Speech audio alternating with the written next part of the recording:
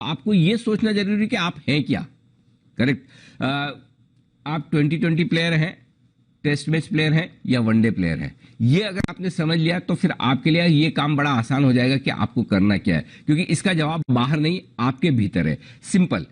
अगर आप ट्रेडर हैं तो क्लियर कट ये सेल ऑन राइज का मार्केट है। हर रोज मार्केट आपको एक तेज उछाल दिखाता है, गैप से दिखाता है, चाहे वो ओपनिंग में हो, चाहे दिन के दौरान हो, या चाहे आखिरी 1 घंटे में रिकवरी हो, और उसके बाद नेक्स्ट डे आपको उसके नीचे नजर आते हैं। तो जो कुछ भी रिकवरी, जो कुछ भी इंट्राडे रिकवरी या गैप अप ओपनिंग मिलती है, उसका फायदा उठाकर अगर आप बेचते हैं ट्रेडिंग रेंज के हायर एंड पर, या फिर फर्स्ट रेजिस्टेंस लेवल पर, फर्स्ट इंपॉर्टेंट रेजिस्टेंस लेवल पर बेचते हैं, तो मार्केट आपको बहुत बढ़िया रिवॉर्ड कर रहा है। तो अगर ट्रेडर के तौर पर आप देखेंगे तो आपको कुछ अहम लेवल ध्यान में रख लेने, और जब तक उन अहम लेवल के ऊपर बाजार नहीं निकलता तब तक आपको सेल ऑन राइज वाला मार्केट रखना है। और ये लेवल सबसे पहला है 14,700-750 का आज के लिए। जब तक 14,750 के ऊपर निकलकर अब बंद ना हो तब तक ये सेल ऑन राइज का मार्केट है। 14,750 के ऊपर निकलकर बंद होता है तो मार्केट एक तरह से न्यूट्रल होता हुआ दिखेगा, और वापस बाय ऑन डिप्स का मार्केट तब होगा जब आप 14,925 के ऊपर की क्लोजिंग देंगे। तो लेवल्स बहुत क्रिस्टल क्लियर है दीप।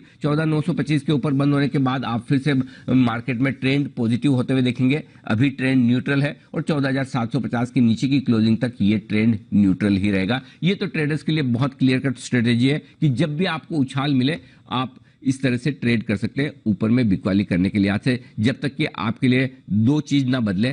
पहला एफआईज की बिकवाली, दूसरा अमेरिका के बॉन्ड यील्ड। ये दो चीजें जो परेशान कर रही है, जब तक इनमें बदलाव ना आए तब तक सेल ऑन राइज का मार्केट है। ये ट्रेडर्स के लिए बहुत क्रिस्टल क्लियर साफ एकदम संकेत है। अब रहा सवाल इन्वेस्टर्स का, और जिस पर बहुत सारे इन्वेस्टर्स जानना समझना भी चाहते हैं कि हम क्या करें। अरे ऐसा तो नहीं कि टॉप बन गया और अब मार्केट गिरना शुरू हो गया। और कल भी मुझे काफी लोग पूछे थे कि क्या बेच देने का वक्त है, क्या निकल जाऊं, प्रॉफिट आ रहा है ले लूं।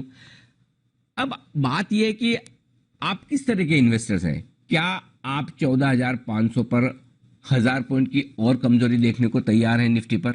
और अगर हां तो जवाब यह कि आपको कुछ भी नहीं बेचना है। जवाब यह है कि आपको और नीचे की गिरावट में अब खरीदारी शुरू करनी है। यह बहुत क्लियर है। देखिए, हम लॉन्ग टर्म बुल मार्केट में हैं और इस बुल मार्केट में 5-7% के करेक्शन आपको जब तब आते हुए दिखेंगे। और आपको याद होगा दीप, जब हमने ये फॉर्मूला बनाया कि बाजार का टॉप कब कहां कैसे, तब हमने ये कहा था कि 15,550 से लेकर 16,250 की रेंज में से कहीं न कहीं करेक्शन की शुरुआत होनी चाहिए, और 15,431 का हाई बनाया, यानी कि जहां से हमने दिया वहां से 101 पॉइंट पहले से बाजार करेक्ट हुआ है। तो 5 से 15% तक के करेक्शन नॉर्मल है, और ऐसे में 13,250 से 13,850 वो स्ट्रॉन्ग बॉटम रेंज है जहां तक करेक्ट करके बाजार फिर से तेजी की रफ्तार पकड़ेगा। वो आएगा या नहीं आएगा कहना मुश्किल है, लेकिन अगर आप उतनी रिस्क लेने को तैयार हैं तो फिर आपको बार बार ये एज एन इन्वेस्टर टाइम करने की जरूरत नहीं है। आपको सिर्फ ये देखना है कि आपके पास क्वालिटी स्टॉक होने चाहिए, या आपका अच्छे फंड में पैसा लगा है। जिनके म्यूचुअल फंड में इन्वेस्टमेंट है उन्हें कहीं डबल माइंड होने की जरूरत नहीं कि अब मैं बेच दूं। 1,000 पॉइंट आपके ऊपर से वैसे ही निकल गए, 800 पॉइंट ऊपर से वैसे ही निकल गए।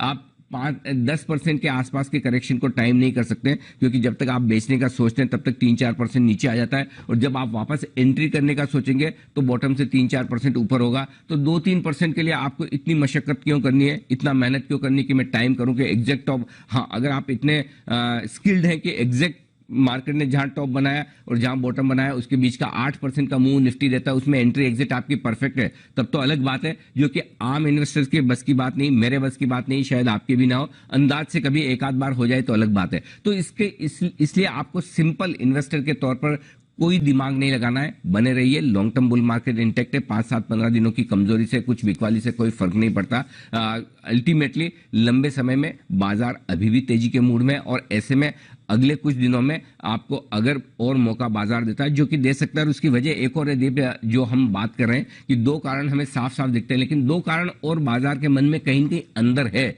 जो आमतौर पर बात नहीं करते। एक, कोरोना का बढ़ता हुआ डर, जिस पर बाजार भले खुलकर रिएक्शन नहीं लेता है, लेकिन बैक ऑफ द माइंड कहीं कहीं दिमाग में है कि कोरोना का डर है। दूसरी चीज एक और है कि हम हैं मार्च के महीने में, और मार्च के महीने में आमतौर पर फ्रेश खरीदारी कम होती है। लोग अपने पोर्टफोलियो को सेटल करने के मूड में होते हैं। 31 मार्च को फंडिंग कम हो जाती है ब्रोकर्स की तरफ से। जो ब्रोकर्स फंडिंग दे रहे हो वो सब अपनी अपनी बुक्स क्लीन करने में लगे रहते हैं, या फाइनेंसर्स हैं वो अपने पैसे मंगाकर अपनी बुक्स में रखना चाहते हैं। इस लिहाज से थोड़ी सी लिक्विडिटी के कंसर्न्स होते हैं, और जो फ्रेश पोजीशन लोग बनाना चाहते हैं वो अप्रैल के महीने में बनाना चाहते हैं। तो ये दो कारण और है जिसकी वजह से बाजार का मूड सबड्यूड है। तो ऐसे में आपको सिर्फ इतना करना है, अगले 10-15 दिन अपने पोर्टफोलियो को संभालना है। और संभालने में भी आपको मतलब आपको कुछ नहीं करना, संभाल के भी आप क्या संभाल लोगे? जैसे मार्केट जिधर जाएगा उधर जाएगा।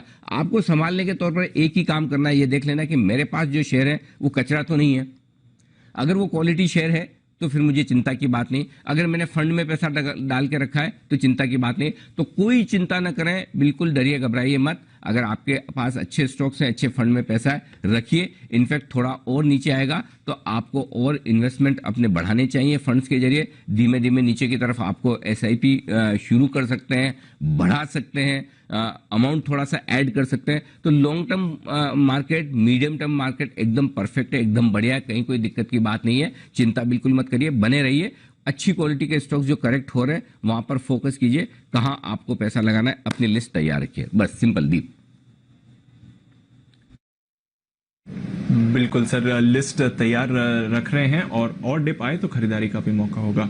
अच्छा सर, खरीदारी के मौके की बात करी तो अब तीसरा दिन है लगातार जब हमने एफआईएस का बाय फिगर देखा है, और इन 3 दिनों में निफ्टी 350 पॉइंट गिरा है, बढ़ा नहीं है। तो ये पैसा जा कहां रहा है? एफआईएस खरीदारी तो कर रहे हैं पर दिख नहीं रही है कहीं पर। ये बात तो इंटरेस्टिंग है दीप कि खरीदारी के आंकड़े, कल के आंकड़े को मैं इतनी तवज्जो इसलिए नहीं देता कि थोड़े बहुत वीकली एक्सपायरी के आंकड़े, हालांकि एफआईएस का वीकली एक्सपायरी से लेना देना कम होता है, लेकिन आंकड़े खरीदारी के तो हैं, इसमें कोई डाउट नहीं। और पॉइंट यही है कि देखिए, घरेलू फंड का तो हमें पता है वो 15,300 पे भी बेच रहे थे और 14,500 पे भी बेच रहे हैं। उनका तो बहुत क्लियर कट है कि उन्हें तो लेना नहीं है, बीच में एक आध दिन ले लिया तो ले लिया। एफआईएस की तरफ से जो आंकड़े अब कम खराब होते दिख रहे हैं, इसमें कोई डाउट नहीं। 2-3 दिनों में थोड़े थोड़े सुधरने के संकेत भी आए। अब अलग बात है कि उसके बावजूद हम नहीं टिक रहे। क्यों नहीं टिक रहे? इसकी वजह यह कि अब बेचने की श्रेणी में एक और कैटेगरी आ गई है कि एक और तरह की जमात आ गई है, और वो है आपके ट्रेडर्स, लॉन्ग ट्रेडर्स। अब प्रॉब्लम क्या है कि ओवरबॉट मार्केट में, या हर रोज जो मार्केट आपको एक उछाल दिखाता है, हर रोज जो आपको पिछले, आज आप देखिए, आज हम डाउ के संकेत नेगेटिव लेकर चल रहे हैं, उसके बावजूद देखिए नेगेटिव होके क्या है, 150 पॉइंट तो नीचे बंद हुआ है, उसमें भी 75 पॉइंट डाउ फ्यूचर्स ऊपर है, और उसमें भी बंद जब हुआ है रिकॉर्ड हाई बनाने के बाद बंद हुआ है। तो पिछले 7 दिनों में 5 बार तो डाउ रिकॉर्ड हाई बना चुका है। तो अमेरिका में कमजोरी है कहां? नेस्डेक से तो हम पर हमें फर्क पड़ता नहीं है। तो ऐसे में ट्रेडर अमेरिका को देखकर, अमेरिकी बाजारों को हाई को देखकर खरीद तो रहे। अब वो खरीद कर इस उम्मीद में खरीद रहे कि एक गैप मिलेगा, और हर रोज बाजार आपको एक है ना भ्रम या भरोसा, जो भी शब्द आपको ठीक लगे, कि कन्विक्शन देता है या इल्यूजन देता है कि मुझे ऊपर जाना है। देखिए ग्लोबल बहुत अच्छे है, और उसमें जो ट्रेडर्स ने थोड़ी सी खरीदारी करके फंसे हैं कि उम्मीद ये रखे कि ब्रेकआउट होगा, करेक्शन पूरा होगा। तो जो बिकवाली हुई है दीप कल भी और पिछले 1-2 दिनों में, यहां पर बिकवाली अब बड़े इन्वेस्टर्स की कम होकर ट्रेडर्स की ज्यादा होती दिख रही है। एफआईएस की बिकवाली कम होकर ट्रेडर्स की बिकवाली ज्यादा होती दिख रही है। और ट्रेडर्स का क्या है, ट्रेडर्स तो 1-2 दिन में, 4 दिन में, या इस एक्सपायरी में जो अब मंथली वाली है इसमें हल्के हो जाएंगे। तो बेसिकली मुझे जो लगता है कि आपको जो है ना मुश्किल समय वो ये हफ्ते का निकालना है, इस एक्सपायरी तक का निकालना। इस एक्सपायरी तक अगर आपने अपना सौदा संभाल लिया तो कोई चिंता नहीं है, और इस एक्सपायरी तक अगर आप नहीं संभाल पाए तो फिर आपका एक बार लॉस बुक हो जाएगा, और जब भी आपका लॉस बुक होगा उसके बाद बाजार या आपका स्टॉक फिर से चल पड़ेगा। ये शाश्वत सत्य है, हमेशा से होता आया, और इस बार भी कोई अलग नहीं है, इस बार भी सेम ही होगा दीप।